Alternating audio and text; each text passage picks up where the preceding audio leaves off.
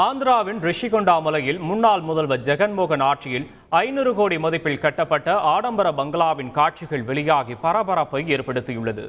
தொடர்பான விவரங்களை சீனிவாசன் வழங்க கேட்போம். சீனிவாசன், வணக்கம். தற்போது இந்த ஆடம்பர பங்களாவின் காட்சிகள் வெளியாகி இருக்கக்கூடிய நிலையில் என்ன மாதிரியான சர்ச்சைகள் எல்லாம் இந்த பங்களா சிக்கியிருந்தது?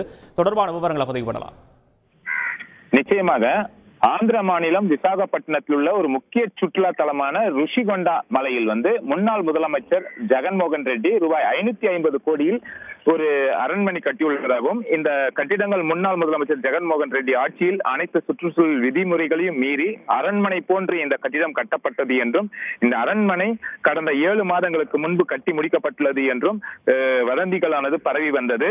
இந்த கட்டிடம் முக்கிய பிரமுகர்கள் தங்க சுற்றுலாத்துறை கட்டிடங்கள் என்ற பெயரில் இந்த கட்டிடங்களை கட்டினார்கள் என தகவல் வெளியாகியுள்ளது.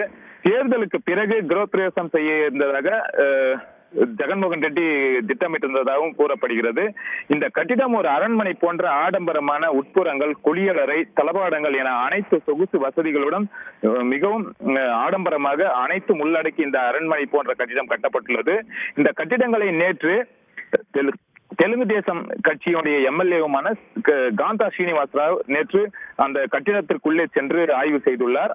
அப்போது அவர் கூறுகையில், இங்கு ரகசியமாக சொகுசு கட்டிடங்கள் கட்டப்பட்டுள்ளதாகவும், முதலில் சுற்றுலா கட்டிடங்கள் என்று பின்னர் நிர்வாக கட்டிடங்கள் என்றும் சொன்னதாகவும் இவர் தெரிவித்துள்ளார். 550 கோடி அரசு பொது பணத்தை எடுத்து இந்த கட்டிடம் ஒய்எஸ்ஆர் காங்கிரஸ் கட்சியை சேர்ந்த தலைவர்களுக்கு ஒப்பந்தம் கொடுக்கப்பட்டுள்ளதாகவும் கூறப்பட்டிருக்கிறார்.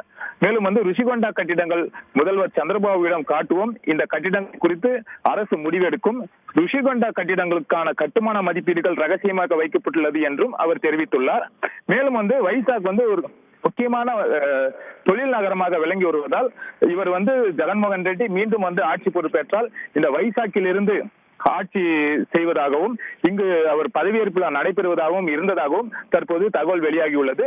இந்த கட்டிடம் கட்டி முடித்தவுடன் முன்னாள் அமைச்சர், சுற்றுலாத்துறை அமைச்சராக இருந்த ரோஜா அவர்கள் இந்த கட்டிடத்தை திறந்து வைத்துள்ளார் என்ற தகவலும் தற்போது வெளியாகியுள்ளது. விவரங்களுக்கு நன்றி சீனிவாசன். செய்திகளை உடனுக்குடன் தெரிந்து கொள்ள உடனே சப்ஸ்கிரைப் பண்ணுங்க.